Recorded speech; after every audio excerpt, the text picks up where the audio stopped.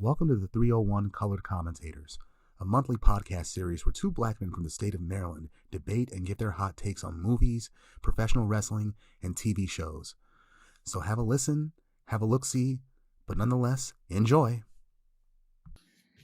Hey, what's going on, folks? What's up, people? How you doing? It's been several months, but what's it called? We are back, season 3. Did you miss us? I hope so, because we are back, like I just said. Yeah, baby. We missed you. We missed you. Yes, we have. Yes, we have. Yeah, we're going to have fun with this tonight. Absolutely. Yes. How was your Halloween, by the way? Did you get any trick-or-treaters? Because I got a bag over there that's still only 1/3 of the way filled, because all the kids in the neighborhood are grown now. I went trick-or-treating. I got me some candy. You got me? What kind of candy? Nose candy? Got me some candy.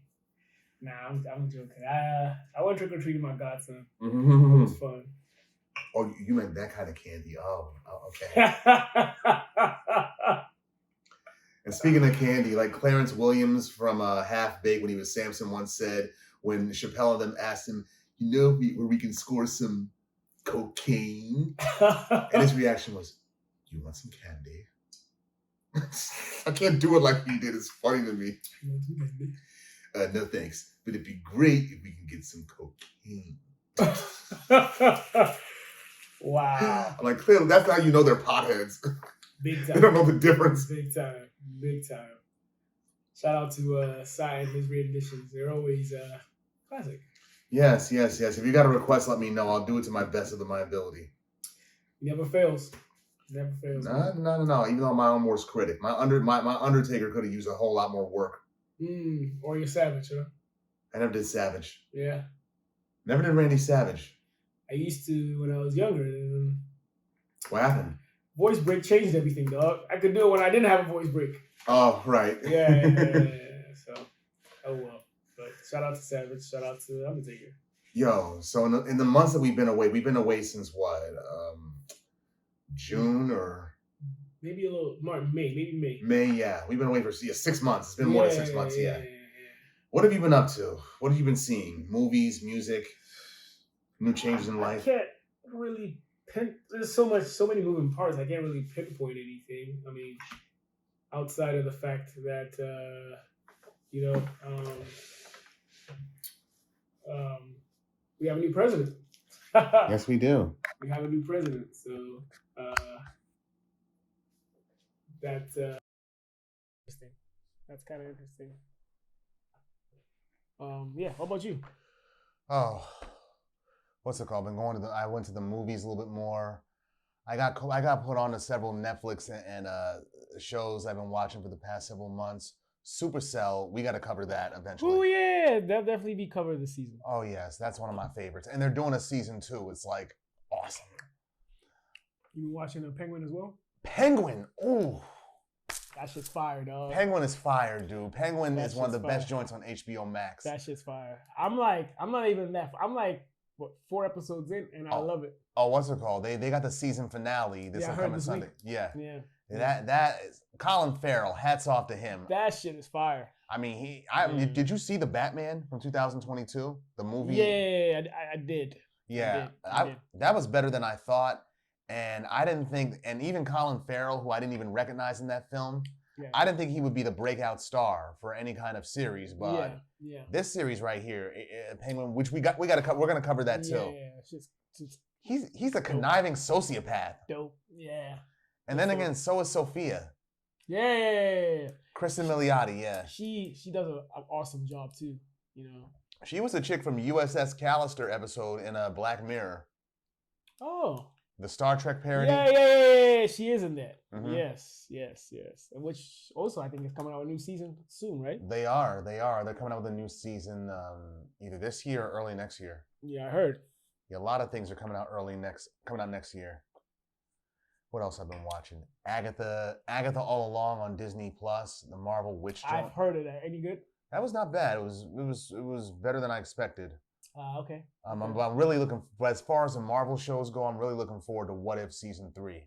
which comes out later this year. A lot of people like. I never watched it. I heard a lot of people have spoken well on it. They can do whatever the hell they want to in What If. It's like basically parallel realities where what if T'Challa became Star-Lord?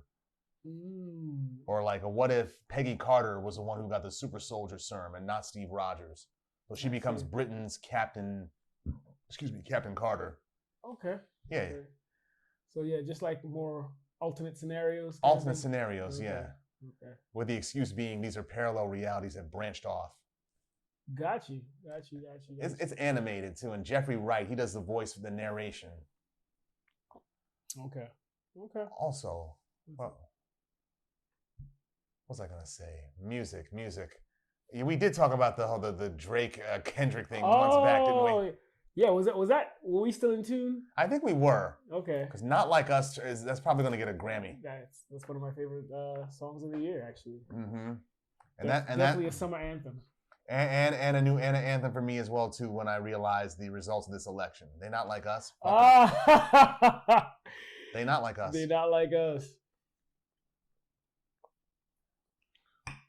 And also the puffy memes with the baby oil. Please stop those. I'm sick of seeing them. No ditties, huh? Nah, I mean, what's it called? I already got enough of that when I saw that movie, Blind Truth with Channing Tatum. Oh, you told me about that. I haven't seen it, but you did tell me about it. Yeah, which was more of a parallel to Epstein. But then the puppy thing came out around the same time. Around that time, yeah. Yeah. It's a good movie? It's a pretty good movie with plenty of twists. It was just in the theaters recently, right? This summer? Yeah, in the summer, yeah. Okay. Yeah, but biggest summer movie was the Deadpool and Wolverine. I still have to watch that properly. Properly? I started it, but I was multitasking, so I didn't really get to enjoy it. So I got to actually sit down and pay attention. I know it's funny, but good. So at some point I'll have to find time and check that out. But everyone that I know that has watched it has had good reviews. What say you? Did you enjoy the movie? Oh, so to speak. Yeah, I enjoyed it. Yeah. Don't get it twisted. It was a fun flick. Sorry to adjust my mic. Nah, that's fine. It definitely gave those vibes that it was a pretty good movie. And also, its success. Yeah. It's also made it so that Disney now has to do rated R Marvel films. I'm glad. Yeah, at last. I'm glad. Like, thank you, Ryan Reynolds. They've come far. Yes, they've come very far. Yeah, and also another thing I noticed, DC boy Johnny Bernthal, who won an Emmy for his role on The Bear. Shout out to him. Mm-hmm. Yeah, he's back as the Punisher in the Marvel Jones. Oh, is he in that movie? He made a cameo in the movie or something? Not in the movie, but he's gonna be in the Daredevil Born Again series. Okay. Yeah, okay. They showed the trailer for that. It's like okay. Okay. How are you feeling about the direction of Marvel in the next, I guess, annum, should I say? I hope they get the kick in the ass they need because phases 1 through 3 they were unstoppable, and the pandemic kind of screwed that up. Yeah. And subpar programming. Mm-hmm. Yeah, phase 4 and mostly phase 5, they've been hit. They've been miss and hit. Okay. Yeah, mostly miss. Okay. What are some of the misses? Oh, Eternals, that was a letdown. Oh, yeah, I remember that. Okay. What else? Black Widow should have been better. Okay. I haven't seen it, but I heard. Okay. What else? There's another one. The Marvels. Oh, yeah, that's another one. Yeah. Those were disappointments. You can tell because they're not even memorable. You're like, yeah, that did come out. You know? Yeah, I mean, Spider-Man's No Way Home. That was the best one. Yeah, that was good. Very good. Also, the Spider-Verses were great. Spider-Verses, yes, they're going to do the third one. I've been impressed. Like well done animation. Story was great. Yep, story writing was great. Like kids and adults can enjoy it. Yeah. Shout out to my cousin Brian. His daughter, what's it called? His youngest daughter, she's a big Miles Morales fan, and she's only 3. Shout out to that. I feel like it's a cycle with minority kids because my godson was once. That's actually how I found out about the show, about the series. He's a huge fan. He was a bigger fan of Miles than he was Peter Parker. A lot of folks are. I mean, Miles, he really took off in popularity because that ultimate universe. Yeah. And I think also like because he was a fan around 3 as well. So I think it's also like how they can relate to the character. Yeah, a lot of kids, especially minority kids who at that age, they love Spider-Man, I noticed. Yeah, they do. Yeah, my nephew was like that too. Yeah. Yeah, me, I was always an X-Men fan. Oh, yeah. I remember. I remember. The Encyclopedia of Marvel. Human Yes. Encyclopedia of Marvel. Yes, So, yes. Ask about me. Yeah. You don't even have to. Just tune into his other pod. Yeah. We will plug in at the end of this. So, All right. for sure. But for right now, let's talk about what we're going to be discussing tonight. Yes, sir. It's Halloween themed, even though it's a week later, but bear with us, even with my Phantasm shirt right here. I'm just a natural boogeyman. I don't gotta change. Natural boogeyman, yeah, that's right. He's a monster under your bed, like in that film Little Monsters. Or in your bed, for that matter. So you admit that you're a succubus? Depends on whose eyes. Whose eyes? Whose not I said sigh. Alright. Oh, goodness. We're going to be talking about the 1995 film Tales from the Hood, Halloween Havoc of 1990, and season 1 of the Netflix series Stranger Things. And to start things off, 11, baby. L. What the music, the rap group Czarface. We took a L last night. Took an L. You go. Yeah, we did. Yeah. Go ahead, though. The rap group Czarface, which is Inspector Deck from the Wu-Tang Clan, and Boston duo 7L and Esoteric. Yeah, they had a line in one of their songs once where they said, what's it called? Every time I smoke a L, I start seeing stranger things. Like clever. Yeah, nice plug in there. Yeah, nice pop culture reference. They're good. They're good like that. Nice one. Son, you need practice. Raising a tape the same color as Galactus. Another one. Okay, let's get started though. Tales from the Hood. That was directed by Rusty Cundieff, who also directed 1996's Fear of a Black Hat and 2000 Sprung. And the film was released in May 24th, 1995. And it stars Clarence Williams III from Half-Baked. What's that film? The General's Daughter. What else? Joe Torre, who's most famous for playing Chicago in Poetic Justice. With that brush, that Bama-ass brush. Yes, sir. Samuel Monroe Jr., who's most famous for playing Junior in The Players Club. Oh, yeah. And DeAndre Bonds, who we know from Snowfall as Scully. And Stacy from The Wood. Yeah. That too. Shout out to Scully, man. Yeah, the film was written by Cundieff and Darren Scott. It's a black horror / dark comedy anthology. And it presents 4 short urban-themed horror stories that are based on problems that affect the African American community. Racism being the most prevalent, police corruption, domestic abuse, and gang violence. And all 3 of these stories are presented within a framed story of 3 drug dealers buying some quote-unquote found drugs from an eccentric and story-prone funeral home director, who's played by Clarence Williams III. Yeah. The film was a mixed critical success, and it was also a box office failure. It recouped its $6 million budget, but only grossed $11 million. But it has a cult following. I didn't realize it went to the box. I guess I wasn't here when it came out. So I remember when I saw the trailers of it when I was in the 6th grade. Yeah. I only started to see it because, fuck it, I can admit this now. We had black boxes in my house. Yeah, we had all the free pay-per-view. Bad. Yeah, I caught it then after I got word about the whole idea of social themes in a horror film, because that was unheard of to me at the time. Even though I thought it was a genius concept, actually. Even though horror films over the years, over the decades, even before my time, have had a social bent to them, like Invasion of the Body Snatchers, for example. Yeah, this one right here, it was being black, you identify with it more. Yes. Well, this is why I thought it was a social genius. The conceptual genius, I thought. The concept was good, but it feels very low budget and very tongue in cheek. It was very low budget, and the comedic spinoff might have probably hurt it as well. The comedic spinoff? Yeah, because it was a bit funny. Oh, I thought you meant a literal spinoff. Oh, no. It's a horror movie, but there's a comedic side to it. It did spawn decades later, like 2 sequels that were also written and directed by Cundieff. Oh, I didn't realize. They were straight to Netflix, not straight to video or DVD. I see. So Spawn, as in the one that was done in '97, that movie, or Spawn was done in '97. What do you mean? That's in when you mean Spawn, you mean Spawn as in the Spawned character? sequels. Oh, Spawned. Okay, I heard Sequels. Spawn as in the Not the Michael J. White movie. Yeah, that's what I thought. That's what I heard. Okay. Which I still like, by the way. I don't know why that movie gets so much hate. I saw that in the theater actually. So did I before ninth grade. Yeah, I did. So John Leguizamo, he was the best part of that movie, though. Yeah, as the That villain. fat motherfucker, the clown. He's hilarious. He was hilarious. But good movie. You kill me. Yeah.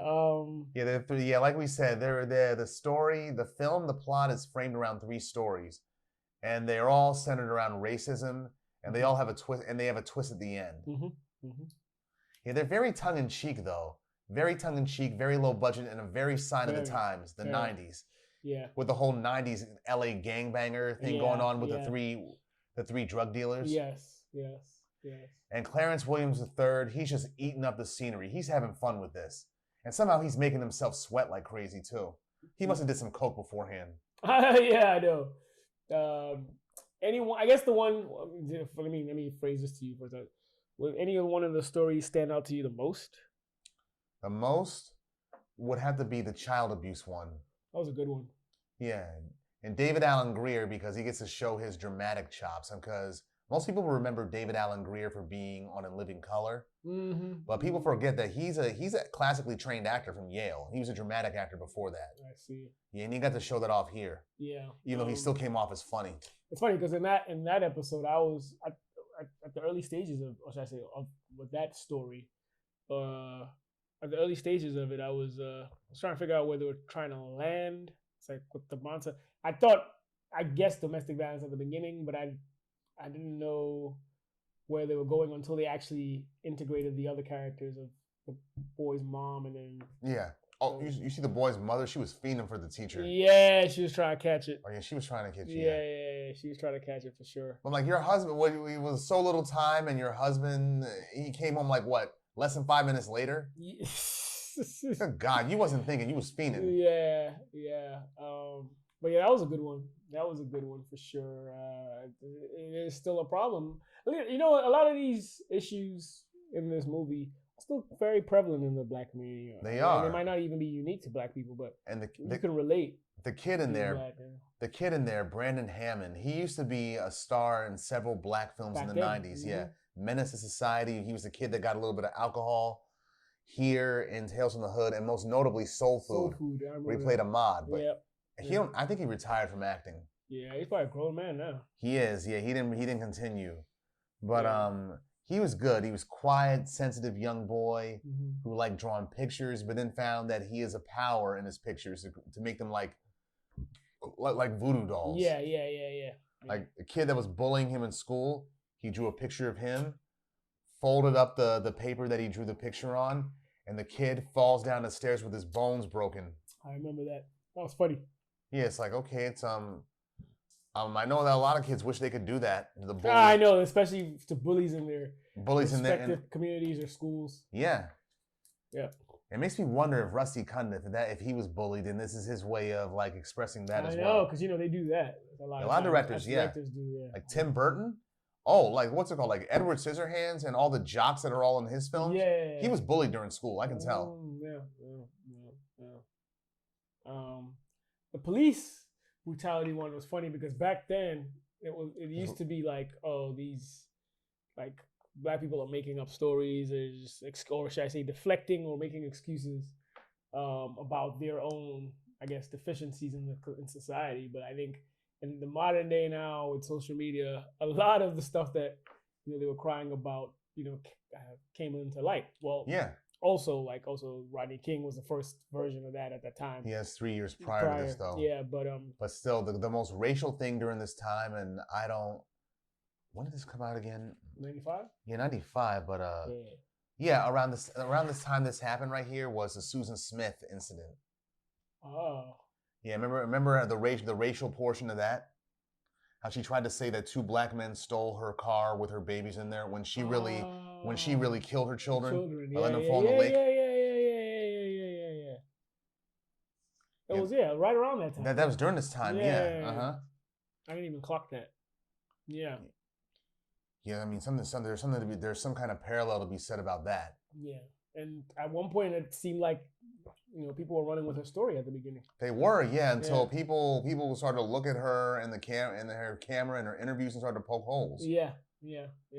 But may she rot in hell. And what's it called? All the shit she's done in jail, like not even getting conjugal visits, but letting the guards smash.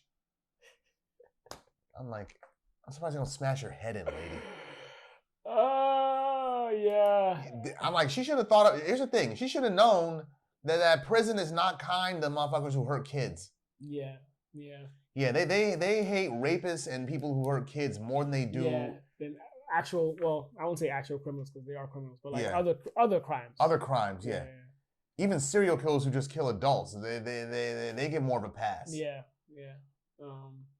Even the congressman one was also good. That was pretty funny as well. Oh yeah, that one right there with the rope. Oh yeah, the David Duke motherfucker. Yeah. That one was good too. Yeah. And his publicist, played by Roger Guenver Smith. Tom's dude, he's often in a lot of Spike Lee movies, that guy. Yes. And he often plays a mixed race person because he is half black, half white in real life. Mm-hmm. He's most famous for playing, not most famous, but what's it called? Smiley from Do the Right Thing. Oh, he's in there. That was him, yeah. He is in there. Bye, Mookie. That one. Yeah. I haven't seen that movie in a while. in high school, remember when we were in 12th grade when we watched it in Afro-American history, and after the film, you was just like, why we watch Higher Learning? It would have been better than this Fight the Power shit. Higher Learning would have been better, dog. Nah. Monteleone said it back then. I think he was dead on with this. It was filled with so many stereotypes, and he was right. It was, I guess. Yeah. Too many overblown stereotypes. I did say that, didn't I? You did say that, yes. Back then, we thought Higher Learning was better. Yeah, but in reality, he probably had a point, huh? Mm-hmm. I realized that when I bought that shit from Blockbuster on VHS. I actually bought it. Rewatched it, yeah, and I was like, college isn't like this. Yeah. You're right. They are. When you actually look at it in depth, hella stereotypes in there. And a lot of troll logic too. Like, what's it called? The neo-Nazis in there. Yeah. The main one, Scott, when he was like, what's it called? Those fucking niggas are out there every night, gangbangers, shooting each other. They're preparing. They're ready for war. Yeah. Are you ready, Remy? I remember that shit. I'm like, what the fuck? That's your logic? You're right. It was a bit exaggerated. It is. It's a bit exaggerated, yeah. But some of the shit in there. Oh, so that's how Montioli rebutted me, huh? He's like, there's a lot of... Yeah, Higher Learning is filled with every stereotype imaginable. That's what he said, huh? Yeah. He's right. Shout out to Montioli. And shout out to him, yeah. I should show him this. Yeah. What's it called? The Rogue Cop. That was the first story in there. With the rookie cop played by Anthony Griffith. Yeah. And he gets he witnesses his partner and two other white cops. They brutalize a black councilman who's against police corruption. Mm-hmm. Yeah, they just unwarranted traffic stop. They bust his light. They just brutalize him. Then they tell the black rookie cop, mind your business. We got this, rookie. We got this. We're going to send him to a hospital. When in reality, they kill the guy. Mm-hmm. And when the black cop, when he finds out about this, he quits the force and becomes a drunk. Yeah. And the councilman's spirit, which is manifested through a mural, yeah, and compels him to seek out these white cops for revenge, but with a twist ending. Yeah. After he does what the councilman's spirit tells him to do, namely get revenge on the white cops, plural. Mm-hmm. The councilman was like, "Where were you when I needed you, brother?" Yeah. And frames him for the cops' murders. Yep. So that he goes to jail for it. Yep. But he kills himself. Yep. Yeah, all this is told by the funeral owner, played by Clarence Williams III. Wow. The shit. Oh yes, the shit. That was wise. The poopity poop. Yeah. I think at the time when it came out or whatever, obviously I didn't watch it when it came out, but later on when I watched it, still as like maybe a teenager or whatever, I didn't realize how like they were establishing the elements of, some of the undertone things about the police force, like the whole fraternity, the code. The whole blue code of silence. Yeah. Which was revisited actually during the pandemic when we had all the protests, against police brutality and the deaths that we had. Know what I've noticed? Cops band with each other whenever there's a police brutality case. Mm-hmm. But whenever one of their own, if they stand together when one of their own gets killed or dissed by a politician, like at one of the funerals that the cops had for the NYPD several years back, for Mayor de Blasio, he was talking shit about the NYPD, tried to show up at the funeral for one of their cops, and all the cops, from the rookies to the higher ranking officers, turned their backs on the mayor. Oh wow, interesting. They reenacted that scene or something just like it in the CBS series Blue Bloods. Oh, I've heard of that. I've never seen, but I've heard of that. They're on their final episodes now. They're going to be done soon. Done soon. Yes. Shout out! It's one of my favorite shows. Okay. I see. Yeah. No. Yeah. Some of those like undertones in the movie I missed, kind of, sort of. Oh, not so much that I missed, but I didn't realize how relevant they were, and some of the things that have surfaced in the last 15 years here. And also, I got to give Tales from the Hood credit. I mean, even though, like I said, it's very a sign of the times, it laid the groundwork for something like Get Out. Yeah, like the kind of black big facts, like the kind of black horror that mixes social commentary. That is so true, very, very true. Like, it almost opens the doors for it. Like, I won't be surprised if what's his face, Jordan Peele was inspired by this to some extent. I believe he was. I believe he was. Yeah, I wouldn't be surprised. I mean, granted, Get Out, that was kind of a treatise on white liberal racism. But this right here is like within just racism within the black community. Yeah. Which is what Tales from the Hood, I think, really examines. Yeah. Facts. Yeah, no. Oh, spot on. The KKK comeuppance one with the politician, the David Duke. Yeah. And his name was Duke Metzger. Isn't Metzger a Jewish name? Yeah, I think so. Wow. I think so. Okay, then he's self-hating then. Yeah, more or less. Yeah. He's an obnoxious, highly racist former Klansman turned United States Senator, David Duke. Yeah, he's gonna run for governor, and his campaign headquarters is in the former plantation of his ancestor, of one of his ancestors. And one of his ancestors, his name is Nathan Wilkes, and he killed all of his slaves at the end of the Civil War rather than let them go free. And their unhappy ghosts inhabit these dolls that remain in the plantation.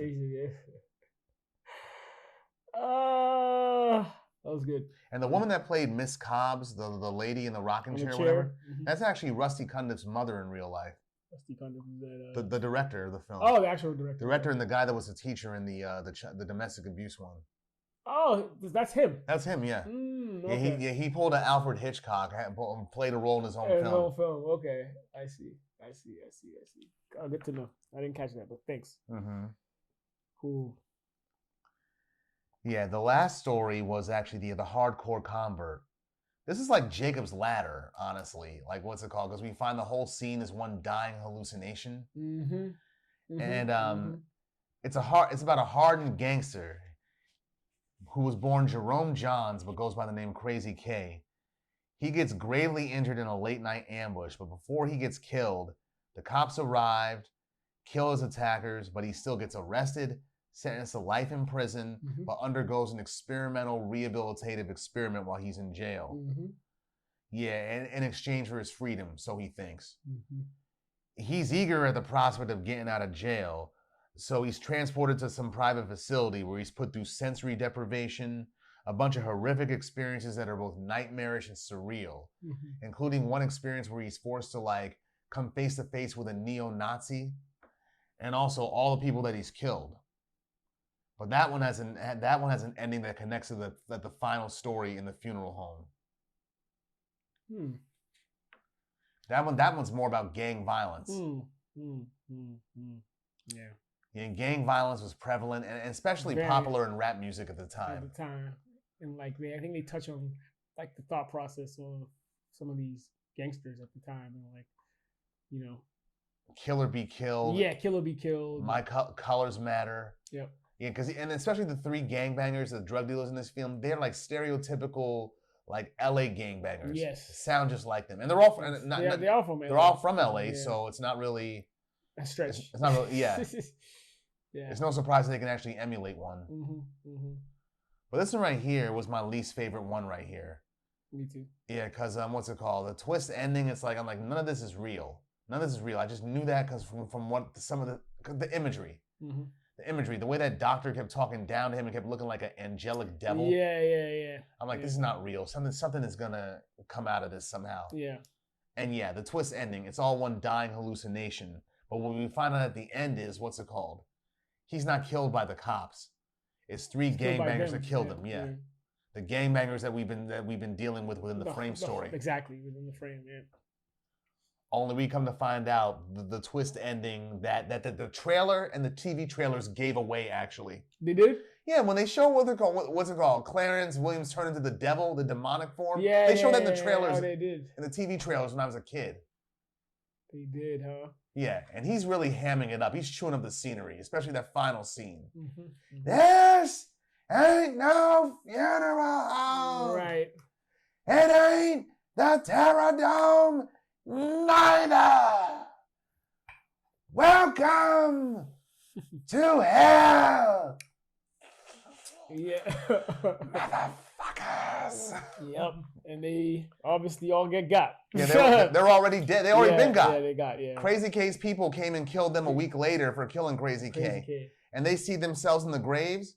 That's right. That's right. And the devil, and the funeral home owner is really the devil. He's Satan. Yeah. He's been fucking with him the whole time. Yeah. That's a twist right there. Yeah.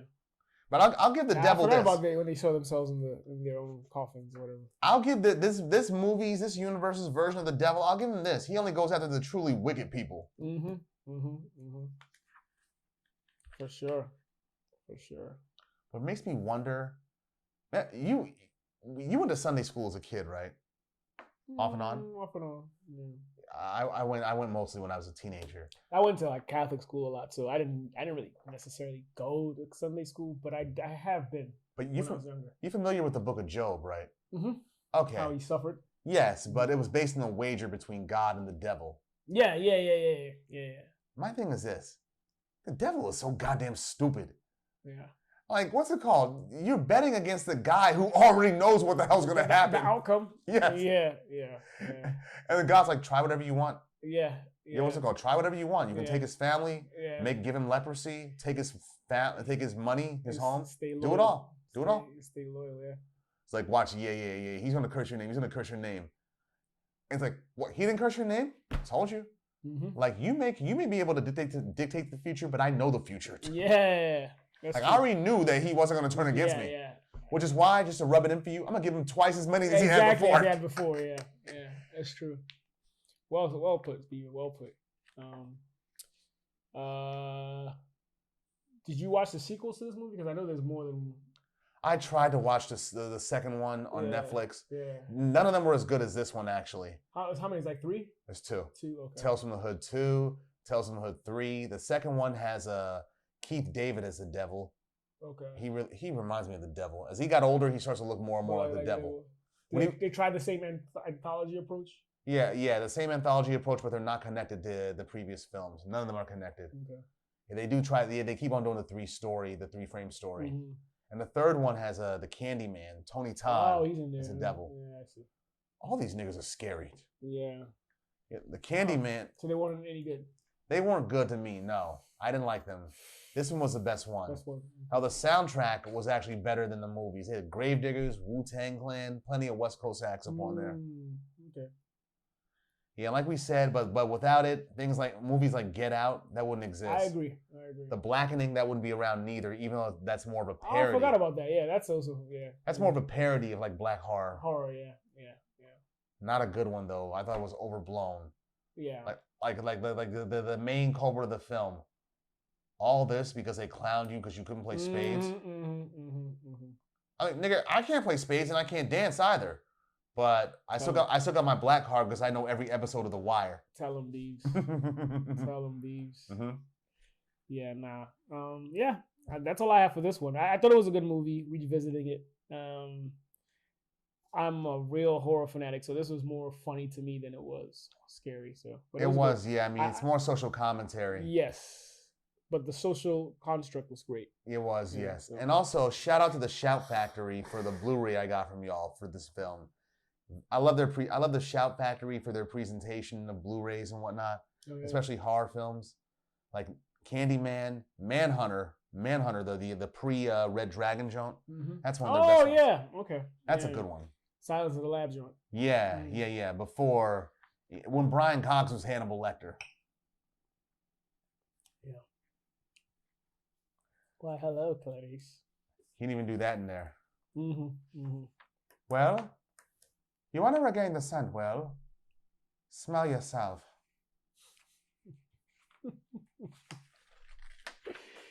All right, let's go on to the next one.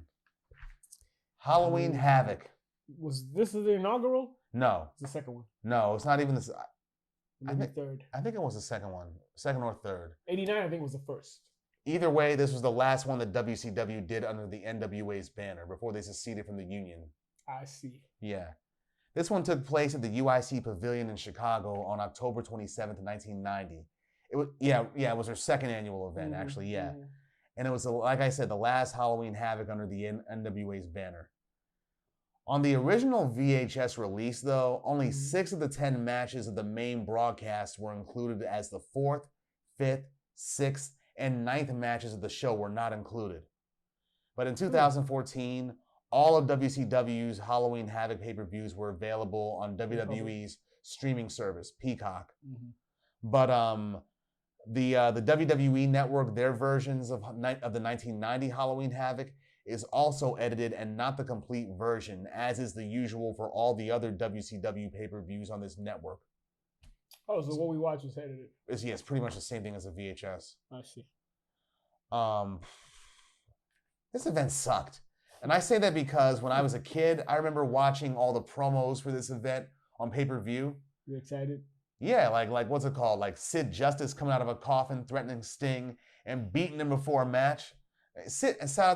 R.I.P. to Sid Eudy. Yeah, he just passed. Yeah, he passed. Yeah, R.I.P. to Sid Eudy.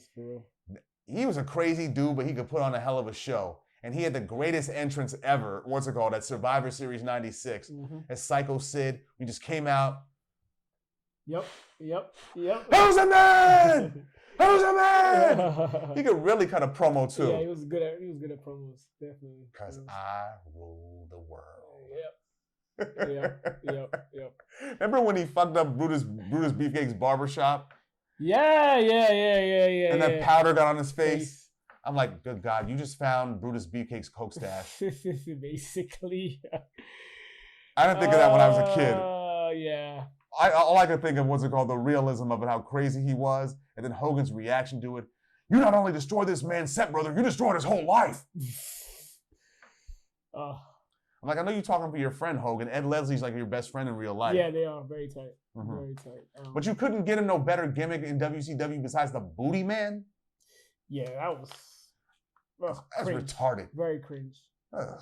Very cringe. I thought it was terrible, too. Very. I think there were 2 matches that were half decent. Well, let's start from the beginning. But yeah, go ahead. What's it called? Jim Cornette and the Midnight Express, which is Ricky Morton and Tommy Rich. Yeah, the Rock and Roll Express and the Fabulous against the Fabulous Freebirds, basically. Oh, yeah. Yeah, they're all blondes, if you notice. Everybody was a blonde in this match. But I remember the Fabulous Freebirds because they stood out in WCW in the early 90s to me. I remember them because of the movie Highlander. They were in the opening scene at the Madison Square Garden wrestling scene. Oh, I forgot that. Where they actually come in there with those Confederate flags as their capes. And it's because of them. That's what the Freebird rule is in pro wrestling. It was named after them. Because they had 3 members, and any one of them would come in the ring at the same time. Yeah. And this is before the term handicap match existed, which is what it basically was when they would do that. Yeah. Demolition, they made that famous in the WWF, which led to Jack Tunney outlawing the Freebird rule in the WWF. Mm-hmm. But he mainly did that because, Axe, he was sick and had to go out on leave. I think you told me about that. Mm-hmm. Was sick or injured? He was sick. Either one. Either one, yeah. Because by Survivor Series 1990, you can tell he was declining. Yeah. But anyway, what's it called? Yeah, the Tommy Rich and Ricky Morton against the Midnight Express. Mm-hmm. There's lots of back and forth. The sunset flip that would happen in the match, that would have ended the match if not for Jim Cornette's distraction. Sweet Stan, he looks gay. Mm-hmm. I'm sorry, he just looks very, Mm-hmm. very, very, Mm-hmm. very like what you would see at a gay bar in the 80s. Mm-hmm. Mm-hmm. Mm-hmm. Yeah. Yeah, Ricky Morton, he takes a beating. And then what's it called? When they're all outside the ring, that should have been a count out. Double count out. Yeah. They were there way too long, man. Too long, yeah. It's like, what's it called? Y'all don't got no good choreography between matches, no planning. They don't have the same, they're not on the same level as a WWF pay-per-view event. Yeah, it's clearly not night and day at this point. Yeah. It's a different production value at this point. I mean, the Midnight Express, they got better moves and execution. And what's it called? Bobby Eaton from the Midnight Express, he does his trademark move, the rocket launcher. And he gets knees to his chest, which looked very convincing. He sold that. Mm-hmm, mm-hmm. And then the Center Boys, I don't know who they are. I don't remember them at all. The Center Boys come out dressed like Cornette and Tom, and with the tennis rackets and shit. But Tommy Rich, he uses Cornette's tennis racket to get the win. Mm-hmm, mm-hmm. Shout out to Bobby Eaton, and also shout out to Paul, Paul Heyman. Oh yeah, This is before he became relevant in WCW. He's Paulie Dangerously here. He became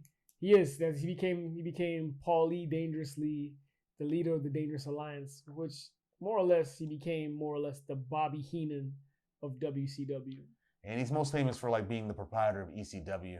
Later on. But like in WCW, he literally helped WCW grow in that aspect because his team of wrestlers, they were the hated bunch that were successful because he had, Beautiful Bobby Eaton was one. Yeah. Stunning Steve Austin was under him. Sweet Stan Lane. Ravishing Rick Rude was with him. Mm-hmm.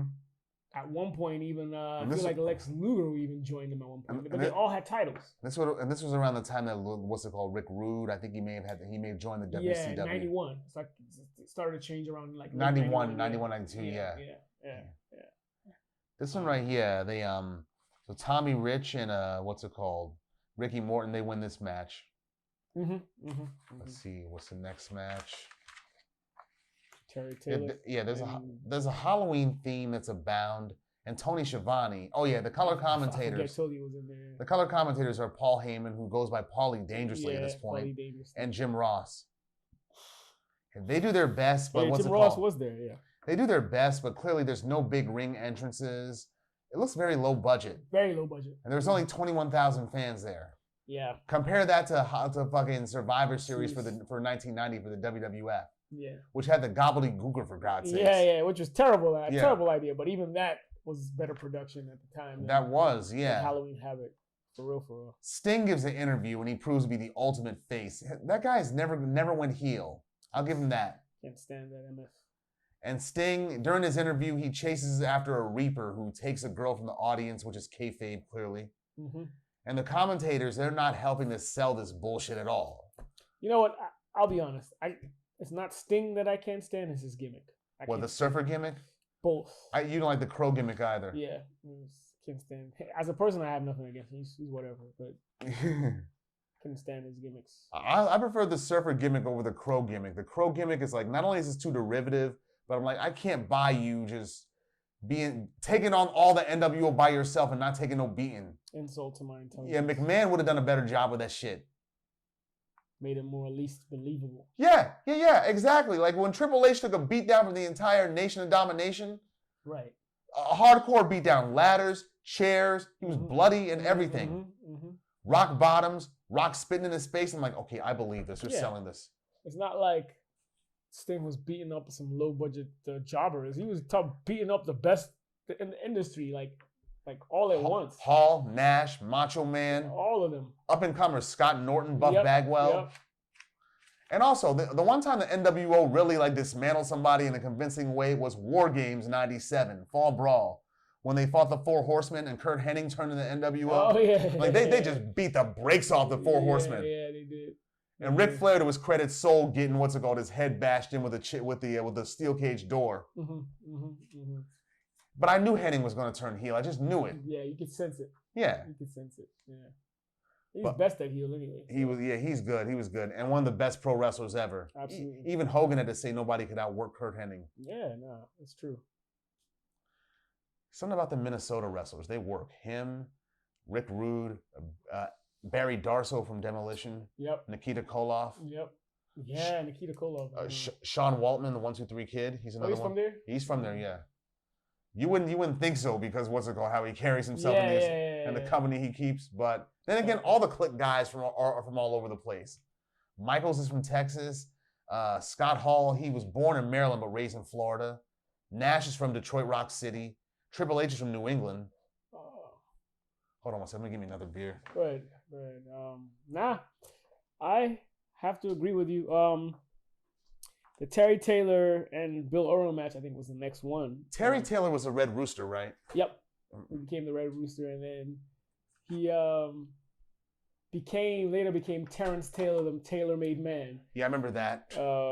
Garbage. And that was the first time I saw him, because that's when I first started watching WCW.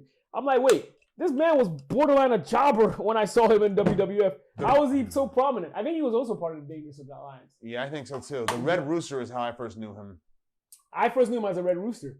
So coming to join WCW and seeing him in a prominent role in WCW, it was hard to give any credit to WCW as a credible wrestling industry. I couldn't give them no credit until the NWO dropped. Yeah, that's when I really started paying attention to them.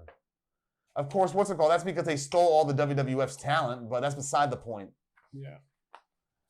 The Renegade Warriors, who were Native Americans. This is their first and I think only pay-per-view.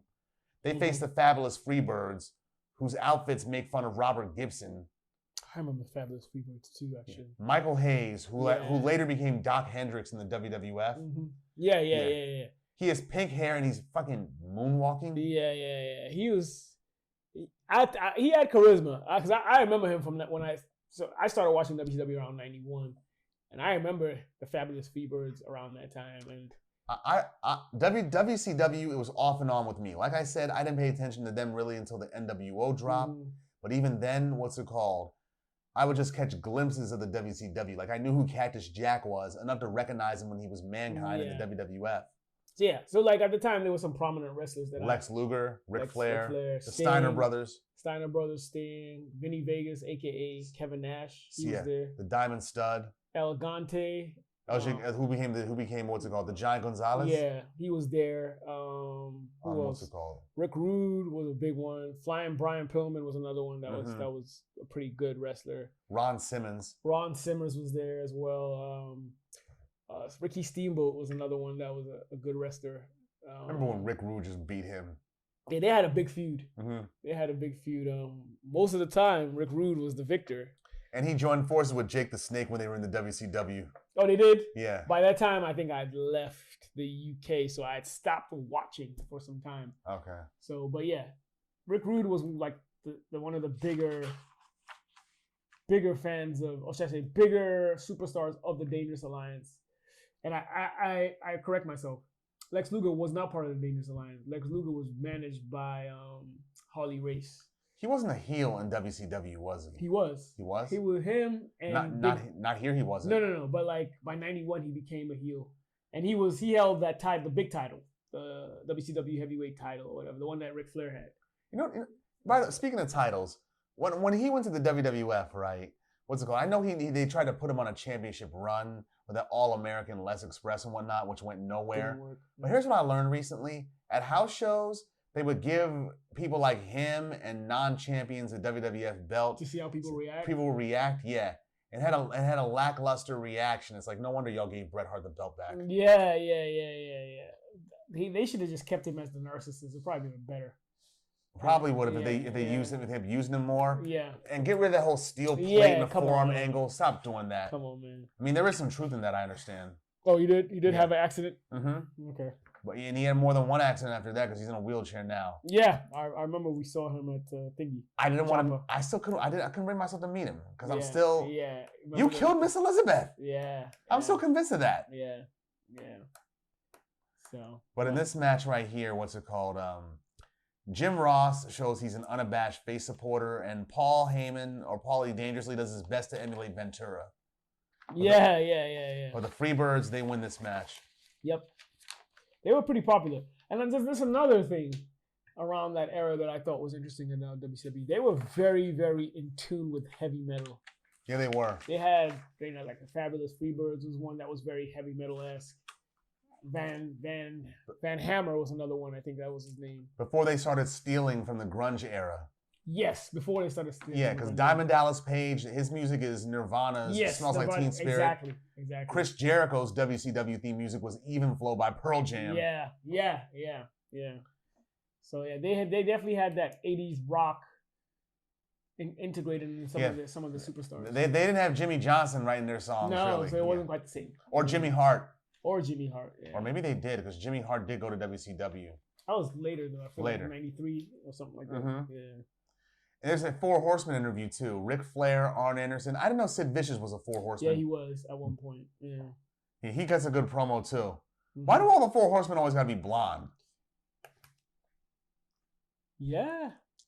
All these dudes are blonde here. Tully Blanchard wasn't. No, he wasn't. He's the only one. I think he's one of the original Four Horsemen. Yeah. I had a friend of mine who they were big NWA fans back during the 80s, during their heyday. Mm-hmm. And then during high school, they each call themselves members of the Four Horsemen. I messed with the Four Horsemen. As bad as they were as heels. Their charisma and persona I loved. I mean, I was a Ric Flair fan, so I get it. Oh, yes. The guy with the most charisma, every guy wants to be that. Yeah. Every kid wants to be that in elementary school. That's probably why we gravitated to pro wrestling so much. Right. The larger-than-life charisma Mm-hmm. makes you feel like you can do anything. Exactly. Okay, on to the U.S. Tag Team Championship match. This was the first good match of the evening. Thought it was the best one, in my opinion. But yeah, go ahead. Yeah, the Nasty Boys, they're billed from NYC. Brian Knobbs and Jerry Sags, here they're billed from NYC. And this is their first and only WCW event before they went off to the WWF a few months later. Because I had that question when I was watching. I was like, oh, they were here first as a Nasty Boy before WWF? They got there after the Survivor Series. Yeah. And I remember they won that tag team battle royal that got them the title shot against the Hart Foundation at WrestleMania 7 several months later. And shout out to the Nasty Boys. Y'all dismantled the Hart Foundation. Thank you. They did. Yes. Because after they stole the belts from Demolition, I wanted them got. Yeah. I know. Legion of Doom. Yeah. So that was a shocker to me. I was like, oh wait, the Nasty Boys were here first. Mm-hmm. As the Nasty Boys, they weren't even a different gimmick. They were exactly the same. And they were same outfits and everything. And they were fighting the Steiner brothers, who were the champions. And the Steiner brothers, their gimmick is they're always touted as All-American. Yeah. NCAA varsity letterman, working class All-Americans. Mm-hmm. Yeah, that was part of their face gimmick. But could they wrestle? I was a big fan of the dark face gremlin. My favorite of the two. Yeah, they starts off really intense. Chairs, a top rope bulldog. Yeah. Which was beautifully done. And seeing Big Papa Pump here as a young man. Yeah. He's the biggest threat in the match. He's the best. He was the best wrestler, I thought. Yeah. Yeah, both teams, they really sell their hits and their misses. And neither one of them are above cheating either, which makes it good. Mm-hmm. I mean, Jerry Sags, he gets busted open during the match. Yeah. And they got plenty. The Steiner line, the Frankensteiner, which gets them the win. Yeah. But the Nasty Boys, they're sore losers and attack the Steiners after the match. Mm-hmm. And Jim Ross is like, this feud will never end. I'm like, okay, it did end. They're gone. They jumped ship and became tag team champions elsewhere. Mm-hmm. Yeah, it took the Steiners another 2 years before they left. Mm-hmm. Something like that. A migration of some WCW stars to the WWF. Mm-hmm. Them, Lex Luger, and the Steiners, much of their credit, they became tag team champions in the WWF twice. Yeah. But they didn't have staying power over there because they didn't really fit in with the new generation model. That's true. So they went right back to WCW. Mm-hmm. Okay. JYD. took on Moondog Rex. Another terrible match. Yeah, I've never been a fan of JYD, dog. They didn't even show this one during the during the version that we have. Yeah, they didn't even show this one at all. I've never liked JYD anyway. Never been a fan of it. His gimmick annoys me. Yeah, I had his action figure growing up. He's not a great wrestler either. He's got charisma though. He just has a great look. A black man with a chain. Which actually, it's not a great look. A black man with a chain. It's not. Yeah, but I mean, he was very charismatic. Charismatic, sure, He made the slave look work for him. Yeah, as a wrestler, he was terrible to me. We talked about him in WrestleMania 3. He wasn't good there either. He wrestled Harley Race. Yeah. That match garbage. Mm-hmm. But what's it called? Speaking of black pro wrestlers, we see Doom, which is Butch Reed and Ron Simmons. Hacksaw. Against Ric Flair and Arn Anderson for the World Tag Championship. Man, them football player wrestlers were some dogs, man.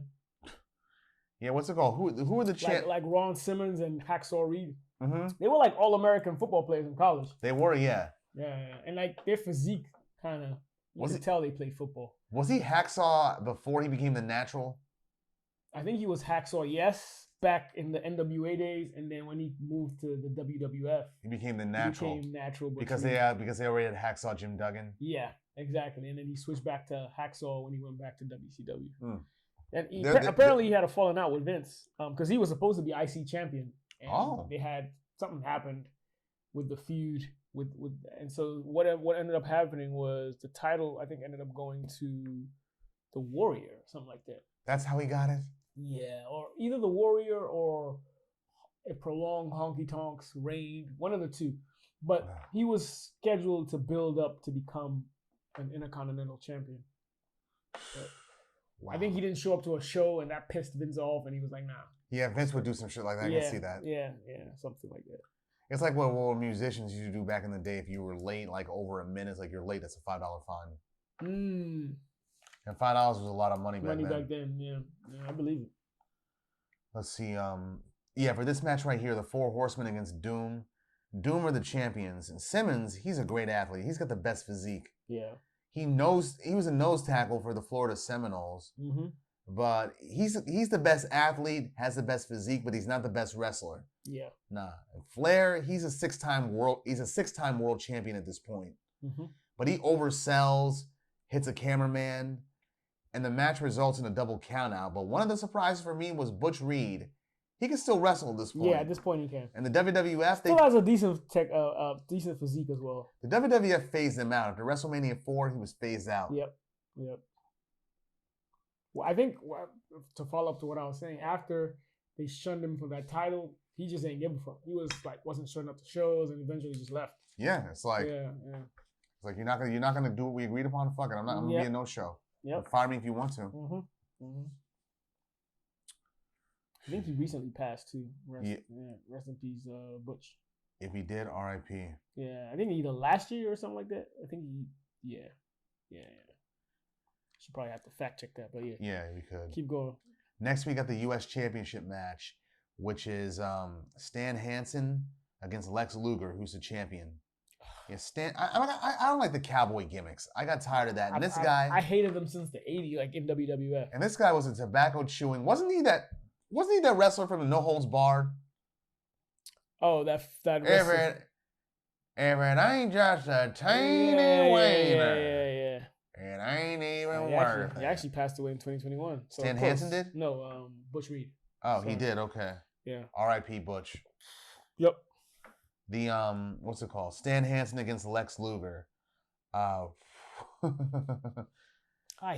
can't stand any of the cowboy wrestlers. Luger is built us from Chicago, and apparently mullets were a thing in WCW back then. But then again, they're based in Atlanta. 80s, so I get it. The South, the wrestling. But the announcers. Here's another thing I noticed during this match: the announcers were actually keeping time.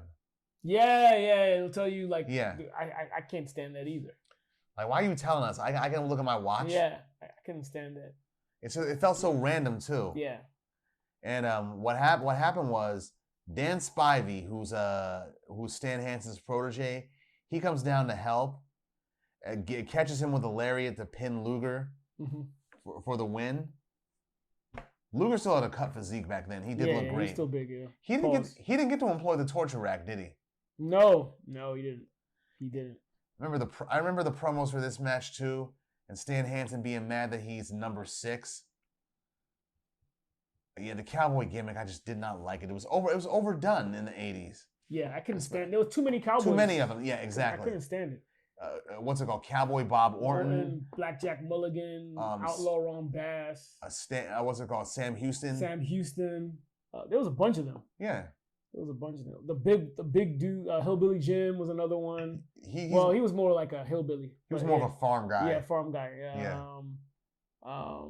Yeah. And the final match, Sting versus Sid Vicious for the WCW title. Sting is a champion. Both have charisma, but Sid, he's quite the intense fighter. And he wins at first when his weight pins down a fake Sting. They should have kept that. They should have kept it. Yeah, I thought the match was done. Yeah, they should have kept that. It would have been a good way to continue or string the storyline. It would have been. Yeah. And the real Sting comes out and gets the win. And I thought this, and like I said, I thought this was a lackluster match considering the promo that was behind it. Yeah. But the angle that they took at the end I thought was great because I didn't see it coming. The fake skin, I was like, great. This is a good way of a heel to rip the champion off the title. Great. Yeah. It had the makings of a great heel, works for great me. heel story. Yeah, it works for me. And then they had to be heroic and Sting call outs like, oh, that wasn't me. And then this is why they couldn't compete with WWF. Nah, WWF had better storylines, better gimmicks. Yeah. Even though around this time, a lot of their people were being phased out, the older wrestlers. But it was still more watchable. Mm-hmm. But the aftermath of this event, Stan Hansen, him beating Lex Luger, it ended Luger's 523-day reign as the U.S. Heavyweight Champion. But he then returned to Japan shortly after dropping the title to Luger at Starrcade later that year. The Black Scorpion angle continued until Starrcade, when it was revealed that Ric Flair was behind the character in an attempt to regain the NWA World Heavyweight title. After this pay-per-view event, the Midnight Express broke up, and Jim Cornette was tired of this and his team's treatment by Jim Herd, so him and Stan Lane, they went on to form Smoky Mountain Wrestling in 1991. But Bobby Eaton, he remained in WCW and began a short singles career. Yeah, he even had a short reign with the WCW World Television Championship. Yep, he was then called, I remember, Beautiful Bobby Eaton. Yeah, and this is all before he joined Paulie Dangerously's Dangerous Alliance and teamed up with Arn Anderson. Yeah. This event was lackluster. It sucked. When he did that, what's his face? Steve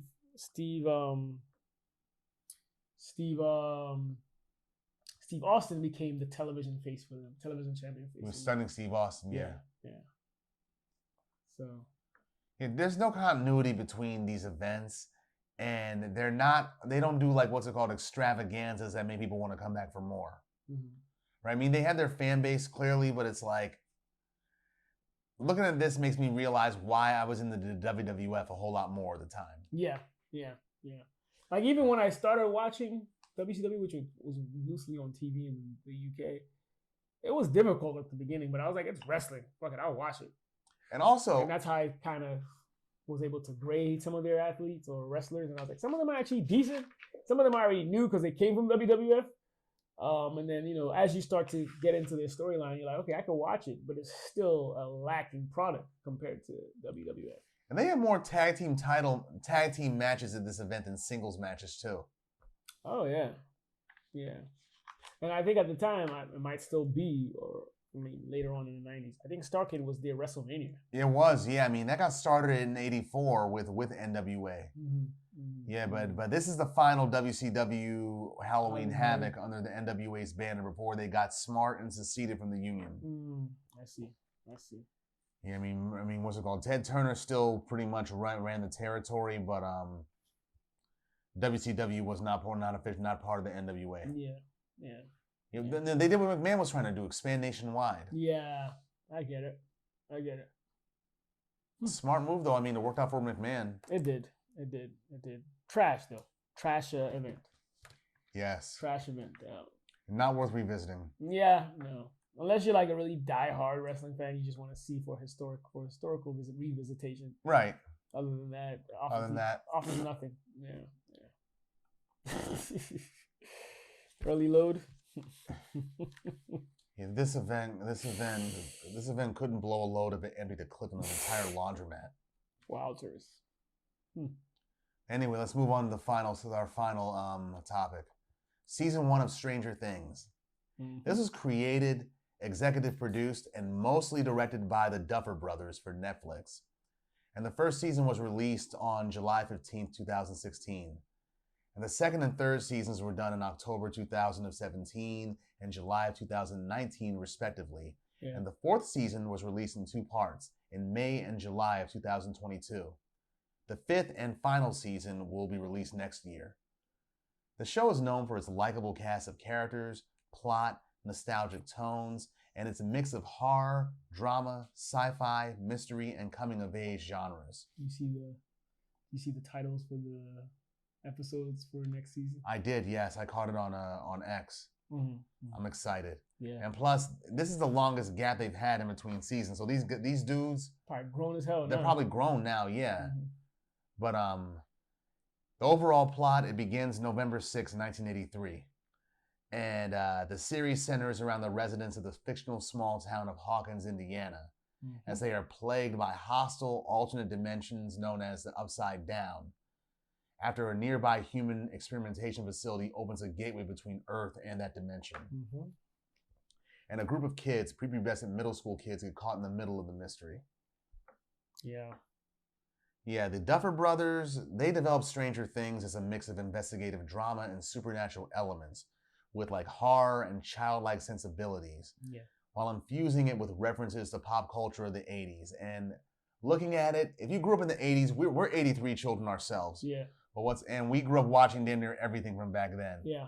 So it's like when we saw the very first episode, I'm like, this is triggering some subconscious shit that I remember from back then. Almost like nostalgic, but like from a little kid's nostalgia. Yeah, and even watching the horror films that I watched as a kid too, it has elements of that. Yeah. The John Carpenters, the Spielbergs, the what's it called? Certainly. The Stephen King, Wes Craven. Yeah. Even David Lynch. Yep. Yeah, the Duffer Brothers 100%. took their inspiration from their work, as well as from real-life experiments that were conducted during the Cold War, and conspiracy theories involving secret government programs. Yeah, for sure. For sure. All right, season 1, though, that's what we're covering. Season 1, like I said, begins on November 6, 1983, in Hawkins, Indiana. Mm-hmm. Small town, fictional, don't try and look for it. Yeah, and also, there is no Shermer in Illinois, despite what you see in a John Hughes movie. Breakfast Club, 16 Candles. Yeah, Shermer, Illinois is not real. Is Haddonfield real? Haddonfield, Illinois? I don't know. There's a Haddonfield in New Jersey, though. Okay. The chick that played Dolores in Who Framed Roger Rabbit, she's from that Haddonfield in New Jersey. Oh, okay. Mm-hmm. Yeah, Easter eggs. But what's it called? Them hatch views. Yeah, there's researchers in the Hawkins National Laboratory. They open a rift to the Upside Down, which is an alternate dimension that reflects the real world but in a darker way. A humanoid monster creature escapes and abducts a boy named Will Byers and a teenage girl.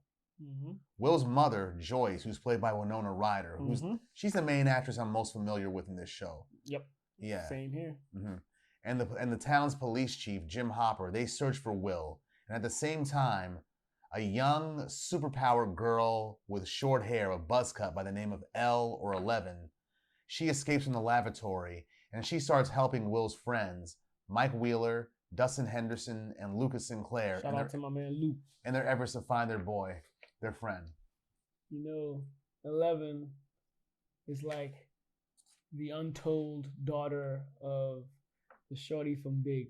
What's her name? Tom Hanks' girlfriend. Elizabeth Perkins? Yeah, they look alike. Now they do. When she grows her hair out? Yeah. A little bit, yeah. Yep. You know, she recently married John Bon Jovi's son. Who? Oh yeah, 11, right? Yeah, Millie Bobby Brown. Bobby Brown. Yeah, I saw that. Yeah. It's very interesting. Yeah, this is a. Let me see. What do I got for Stranger Things? Yeah, Hopper, the cop, David Harbour. Mm-hmm. He be a lot. This is a star-making vehicle for a lot of the cast.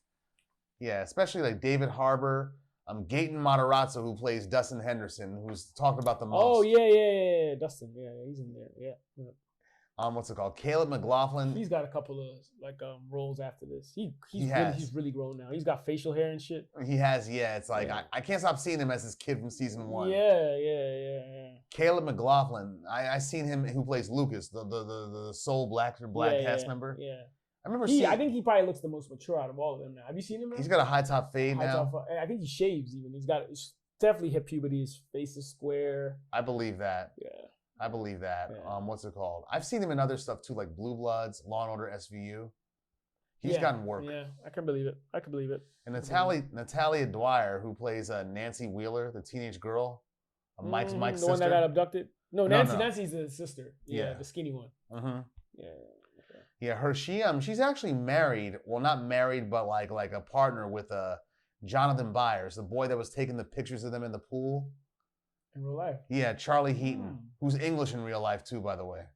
Huh. I'm not surprised they do the American accents. And Cara Bono, who plays the mother, Karen Wheeler. Yeah. Yeah, she's on The Sopranos. Okay.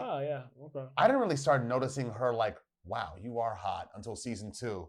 That scene when she was with Billy, where she comes out of the shower with the bathrobe on. I'm like, oh my God, now. Hey. Like, well, now you've got sex appeal to me. It wasn't so in the past, huh, Beefs? What? Now you said now you have a sex appeal, so it wasn't so in the past. It wasn't so before that. Nah, it's like, I'm like, wow, now, what's your name? Yeah. The season 1, yes, I enjoyed the hell out of it. A lot of people, including you, were telling me what's it called. Check out Stranger Things. You will like it. You'll enjoy it. Yeah. It was 8 episodes. Yeah, pretty short. Nearly an hour each episode, but it keeps you engaged. It was like, okay, I want to know what happens next. I binged it. Yeah, me too. It was clearly like when I started watching it, I don't think people really knew about it. It was like I started watching it in July when it came out. My niece Autumn put me onto it, and some other friends of ours too. Yeah, and I knew you'd appreciate it because of the nostalgia effect. Like you could relate to a lot of everything that's in that show, respective to like the late '80s, early '90s. Oh when we were at least conscious to remember things. Mm-hmm. So I think it was a good pilot as far as character development and. The storyline was very nostalgic for the whole adventure, mystery told in a dark aspect of the 80s as a child. Like you can relate to how those kids like saw all that when you were that age too. And it pulls no punches too. It's like, what's it called? The people that get sucked into this dimension, they show their dead bodies and what happens to them. Yep. It shows Elle like using her telekinesis to snap someone's neck just by a move of her own head. It's like, good God. Yeah. And how she goes sick with her powers. Yeah, for sure. And the diner owner that took her in, right? Mm-hmm. Played by Chris Sullivan from This Is Us. Like, the government workers, y'all don't have to kill that guy. Yeah. Like, y'all just trying to make the audience hate you government workers. And Matthew Modine, he plays the main one, Papa. Mm-hmm. Yeah. They're there. The boys, though. The boys are.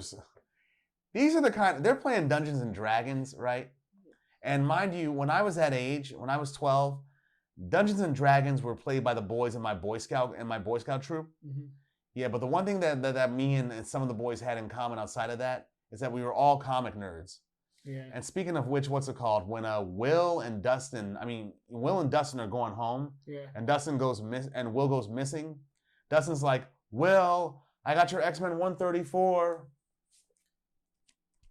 Man's got that joint. X-Men 134. Pristine condition. Dark Phoenix Saga. Mm-hmm. From my collection. Let me see that. I found that at Comic-Con 2010 in New York. This is fire. Mm-hmm. What year was this made? That was 1980. 80, yeah. Wow, this is good shit, son. Yeah, they reenacted that in the cartoon, actually. Oh, they did. Dark, Dark Phoenix, the saga. Dark Phoenix, yeah. Because remember when they fought the Hellfire Club? And you always remember Sebastian Shaw, the guy that can absorb them punches. Yeah. yes. He wasn't even one of the guys that was dressed in like vintage. They were all dressed in like vintage 18th century. Yes, 18th century. White Queen, a Black Bishop, Black King, yeah. Exactly. All named after chess pieces. Mm-hmm. Yeah. But they were all rich white folks who, wanted world domination, and they were all mutants. Yeah. Like the white girl, she's a telepath. The fat blonde hair guy who can make things way more. Yeah. And Sebastian Shaw's like, I just absorb kinetic energy. And then reverse it. I'm just getting stronger, nigga. Yeah, exactly. And then a cyborg in there who owns a mining company but hates mutants. Like, how are you part of this group? X-Men 97 is gonna have a new season soon too. They are, yes. Okay, that was a pretty. That was better. They got better as it progressed. Yeah. Granted, I'm a big proponent of the '90s X-Men animated series on Fox. I still love that one the best. It's still the best. But this one, it was good. Yeah, it was good. I mean, they do their homework. Yeah. The dialogue could be better though. But what's it called? It is what it is. Yeah. But for this right here, Will Byers, he goes missing. Yeah. And what's it called? All that remains of Will is his fallen bicycle on the side of the road. Mm-hmm. And his mother, played by Winona Ryder, she's got 2 kids. Will's her youngest, and her oldest boy, Jonathan. Jonathan's kind of eccentric. Socially awkward kind of guy. Yeah. And their dad, who's like a rock and roll wannabe or whatever. Rolling Stone type of guy. See, yeah. He gives me that vibe. Yeah. He comes back when he figures he could get something out of his son's disappearance. Yeah, that's so true. I'm like, you dirt. I'm like, I knew something was wrong with this. Yeah. I'm like, it's just an excuse to make us hate you more and have you not come back again. Mm-hmm. Then again, I don't even remember if he comes back at all. He was in a few episodes, but after the season, yeah. I don't remember him. Me neither. This is why. So that's why when I rewatched it, I was like, wait, he was even in this? I forgot he was even in the show. So have I. It's like, I forgot. I haven't watched it since season 1. Yeah. This is season 1. Since season 1 dropped. Yeah. After that. That was 8 years ago. Yeah. After the initial time you watched, you never revisited. So it's like, damn you, Netflix, for having so many damn programs. Exactly.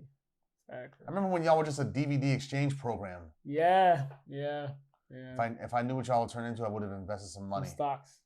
Yeah. Google you too. Yeah. We had ample opportunities to invest in Google back in the day, though. But then again, to be fair, we didn't have the income when Google was kind of on the rise. Well, if it was a penny stock, we could have got something. If it was a penny stock, we could have got something. Yeah, sure. Yeah, I'm investing in penny stocks now my damn self. Oh. It's like, what's it called? It's like, you never know which one's going to hit. Yeah. They're volatile, but still. Yeah, still. You don't have that much to lose. That's true, yeah. Again, and the kids, okay, Dustin, he's got like, what's it called, a cranial dental issue that causes a speech impediment. He explains what it's called. What is it again? Cranial dysplasia or something. Yeah. It's what the actor who plays in GatenMatarazzo, he has it in real life. He actually has it, yeah. And has used his fame to actually raise awareness for that. Mm-hmm. And his character, he seems like the what's it called, the dumbest one of the group because of how he sounds. Yeah. He's actually the smartest. He is. He's like the genius of the pack almost. He is. They're all nerds. Yeah, they're all nerds. But what's it called? And like I said, these are the kind of kids I could have chilled with in middle school who weren't shy about their comic book love of comics and shit like this. Yeah. You can honestly and their bond you can relate to if you had anything remotely close to that as a child in the 80s. And they're right. You could play Dungeons and Dragons for hours. You could. Yeah. In Boy Scout camp, they would do that by the campfire for hours. Like, good God, how do you do this at a fucking board or dice? Yeah. Like they just pick up where they left off, no matter what. Exactly. Yeah, I'd had nothing against it at all. I was just amazed that they were just.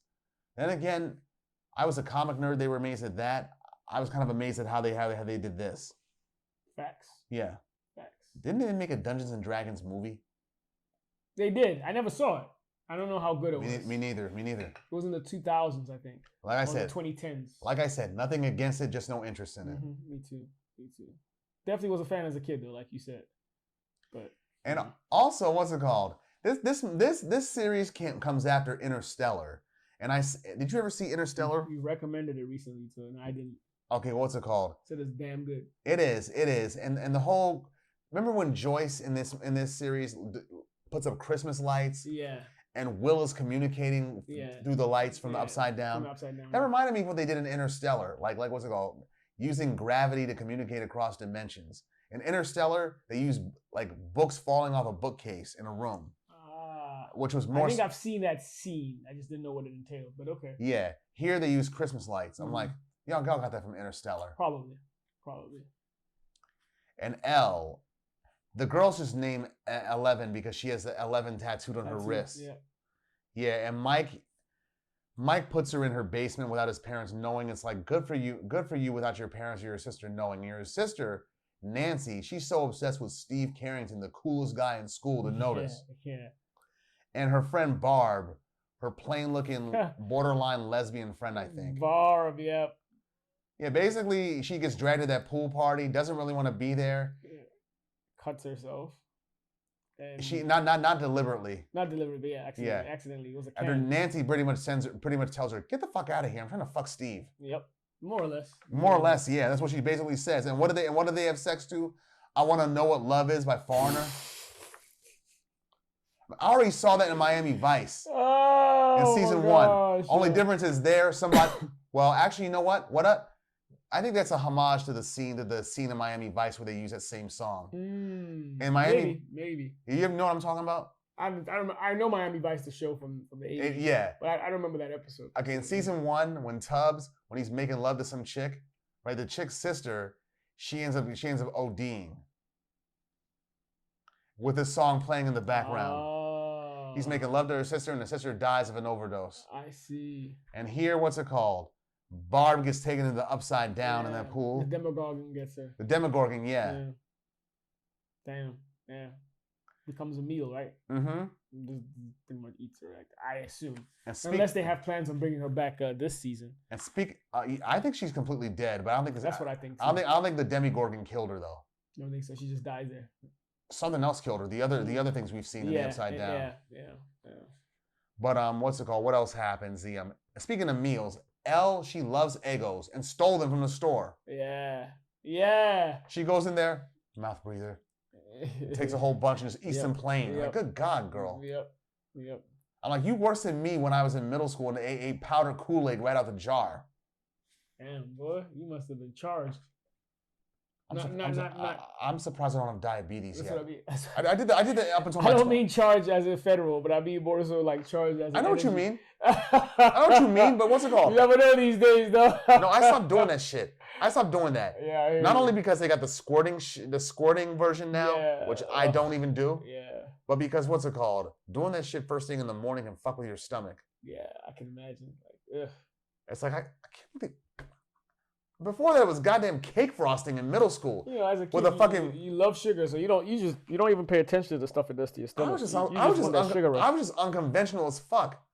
Coming to school with a thing of cake frosting and an actual metal spoon, and doing the same thing with powdered sugar. It's like, no wonder people thought I was crazy. Yeah. You must have been like wired, bro. I was more wired than a police informant. But what's it called? Back to Stranger Things. We talked about Barb getting sucked into the Upside Down. Mm-hmm. The Upside Down's version of Steve's pool, that is. Yeah. And Jonathan was taking pictures because he's looking for his brother and stumbles upon that. Yes. But it ends up being clues later, but yeah. Yeah, it ends up being clues, but he makes Nancy and her company think he's a freak. Yeah, like a stalker type. A stalker, yeah. Weirdo.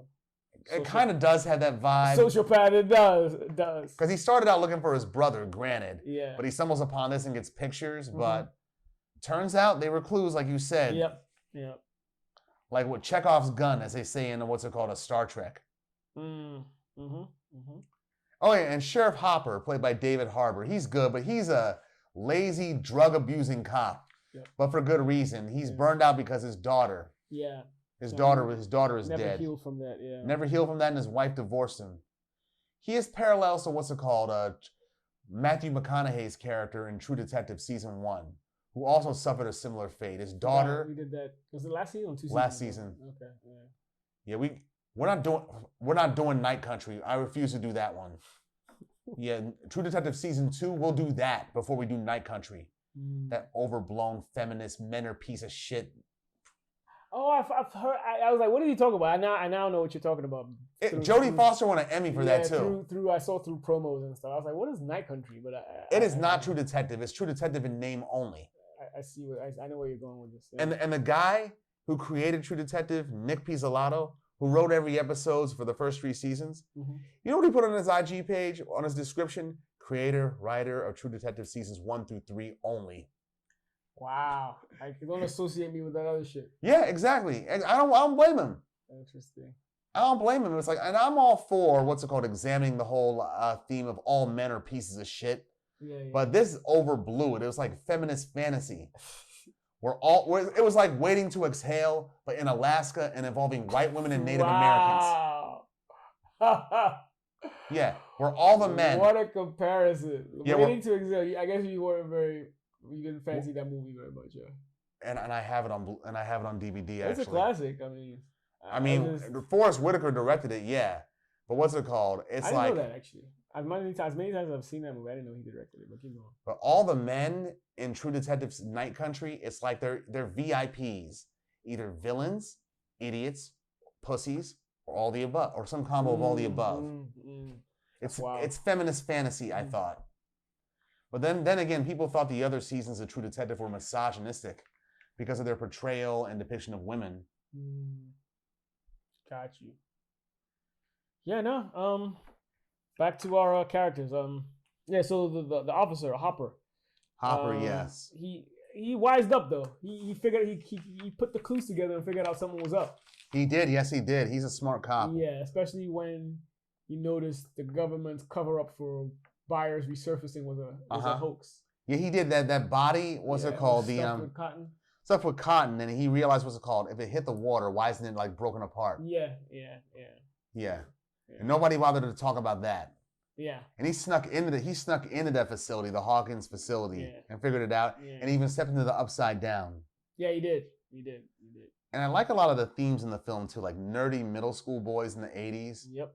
A hot girl who wants to be with the popular crowd. A hot, nice girl next door. Yes, girl next door. Very 80s. And I like what's it called when she tries to take down Jonathan saying, and here I thought Jonathan Byers wasn't another creep. And he takes her down with a comeback that was so epic. Tells her, I thought you wanted just another suburban girl who does what every suburban girl does when they want to rebel. I was like, yeah, wow. He got her. He got her with that. Yeah. And she just stood there for like a good 30 seconds speechless. Pause. Yeah, the pause. Yeah. Like, It's like how many guys actually said it to some girls back then? Yeah. Or even had the guts to, especially if like the good girl that, guys wants to be a bad girl. Yeah. Who's having a bad girl phase. Yeah. And calling her out for it, basically. Yeah. The what else has been going on? Yeah. Oh, also, what's it called? The bond of their friendship, I think, was special. The boys. It was. I like they're downstairs in the basement. And the mother tries to say, what's it called? Go home now, but mom. And I think I also found it funny that Lucas was the biggest pushback on Elle at the beginning. He did not want no parts of Elle in the group. Weirdo is what he called her. Yeah.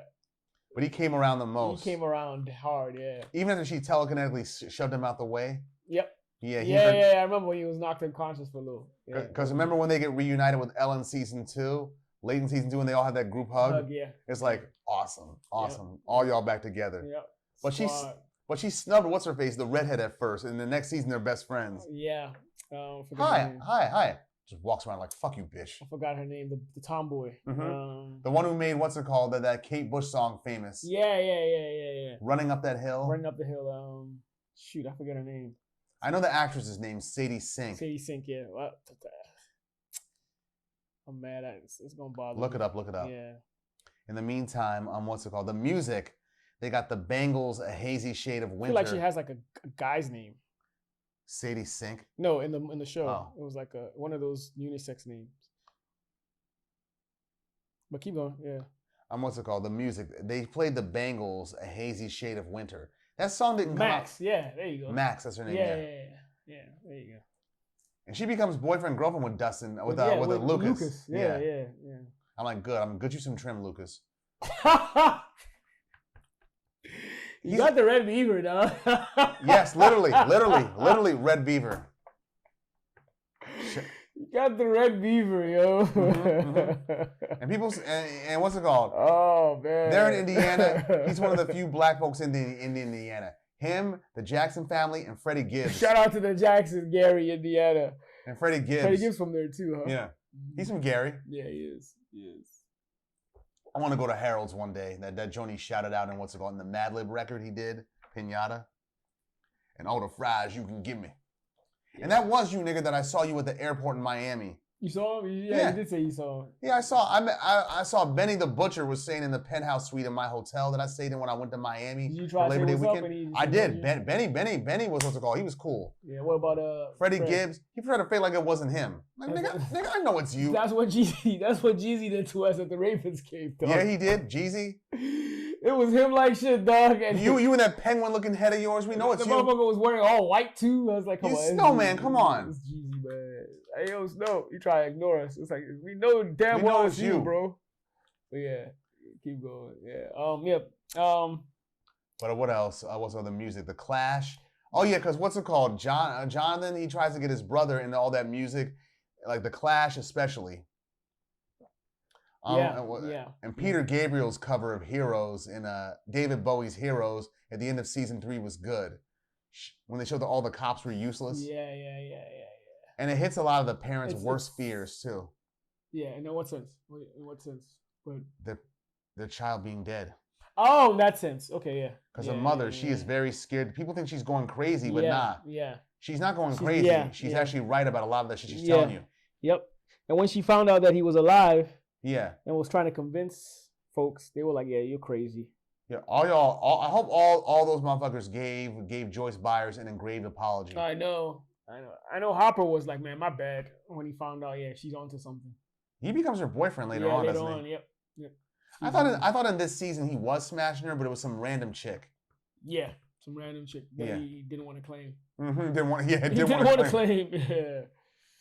Yo, in episode 6, the Corey Hart song, "I wear my sunglasses." Yeah, classic. That song didn't drop until 2 months later, until 1984.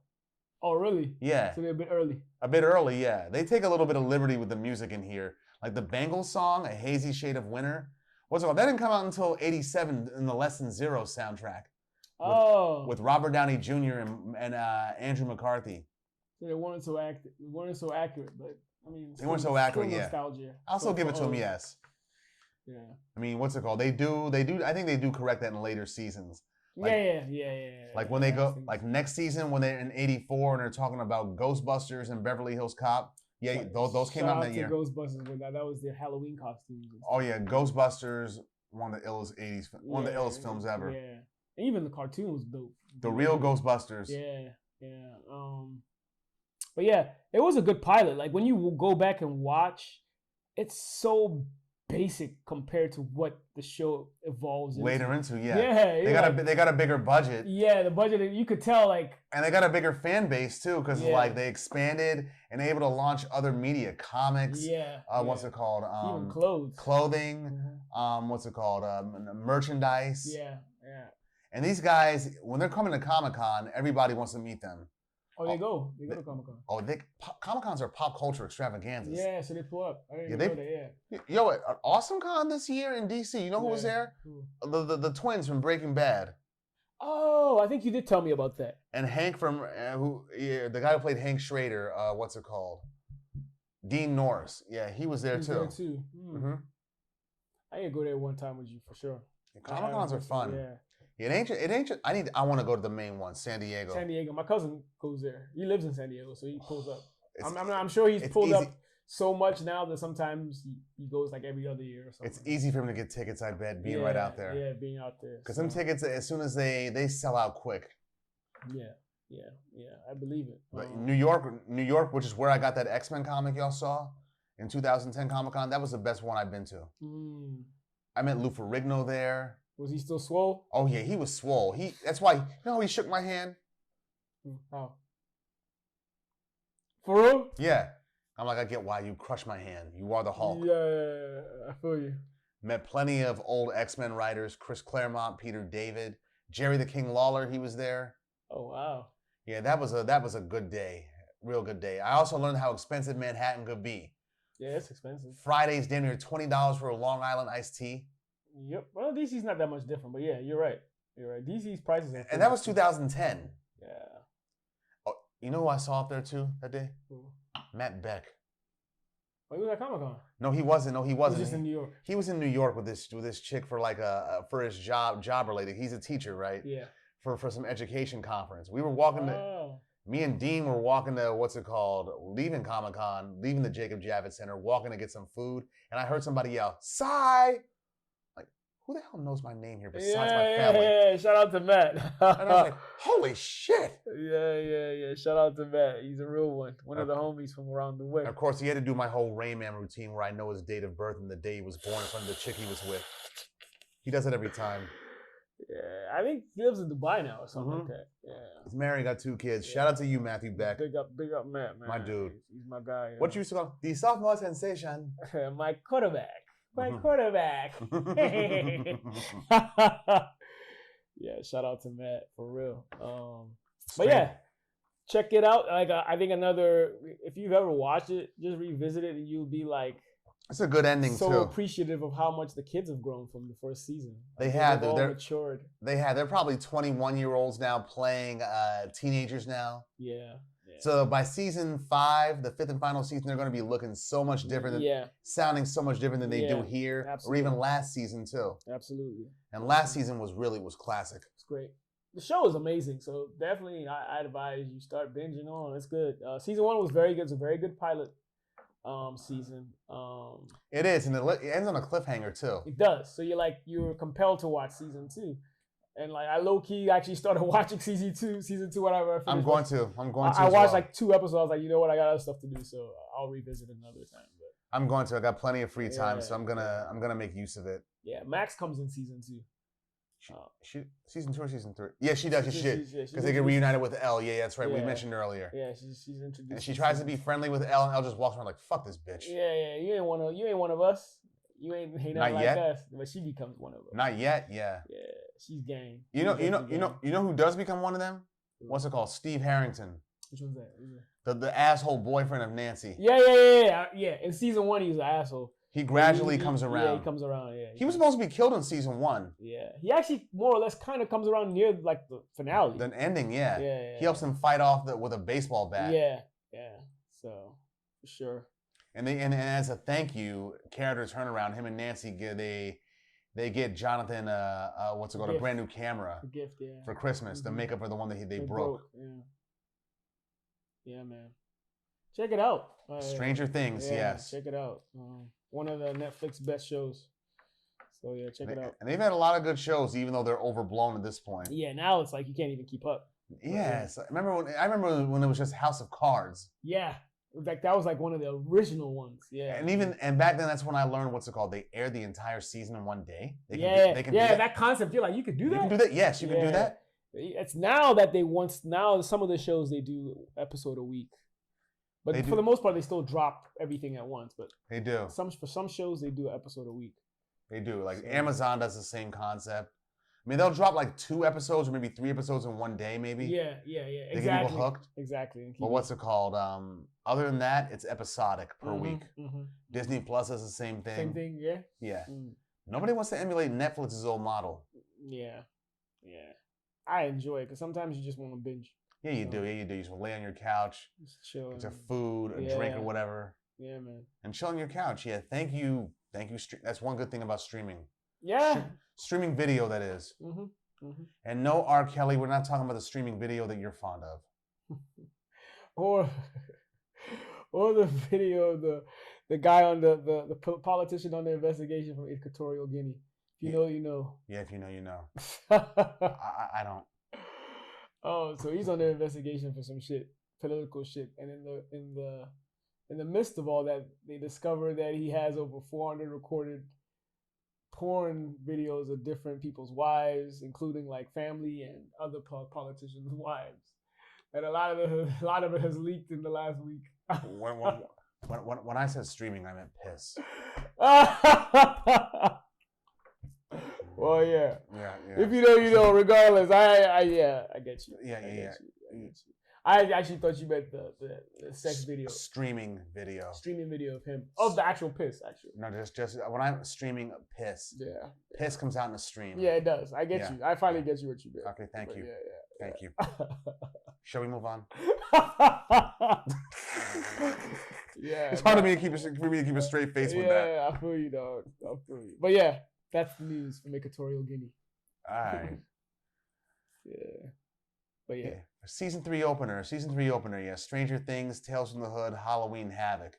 We would have done it last week, but We're busy. I was at Shaw's homecoming last weekend. I was more or less well, not over the weekend, but actually last weekend I was in Jersey, but during the week of Halloween I was obligated to take my godson trick or treating, which was really fun too. So that was cool. It's cool seeing the costumes everybody wants to do. And good His out costume candy was too. Dope, creative too. Did you watch Japanese anime? No, I don't. Okay. No, I don't. So he's a character from the show One Piece. Okay. Yeah. Anime is one thing. Anime and Marvel Kids. Or Teen Titans too. That's so popular. Teen Titans. I forgot about that. Yeah. Cool. Did you see that video I sent you about what's it called? The Stranger Things cosplay? That was dope. I saw it. It's dope. I mean the one where some body does one does blackface. Yeah, no, I did see that. And it was pie and face like cringe. Yes. Yeah, that one. Yeah. I'm like, good God. I mean, I'm just waiting to see one day at a PWI or even at HBCU where black students do whiteface. Let's see how people react then. Yeah. If somebody does what Dave Chappelle did on his show, he does that newscaster. Telemundo. How did the Latino get money? Latino community have money. Did the Mexicans get reparations too? Okay, wait a minute. Latinos, they don't watch our show. They watch Telemundo. Wow. You remember that from season 1? Season 1 of what you call it? Chappelle Show. Chappelle Show. Yeah. I have to actually revisit that as well. Shout out to Chappelle Show. It's great. It's always great revisiting. And like even now, I feel like I'll watch some episodes that I didn't catch though. Back then, I'll probably catch now. Chappelle's smart. His comedy is intellectual, even though on the surface it appears juvenile. Yeah. He's doing a lot of shit in there. Yeah. Like the Clayton Bigsby sketch, that's talked about in sociology classes even now in college. Truth be told. Mm-hmm.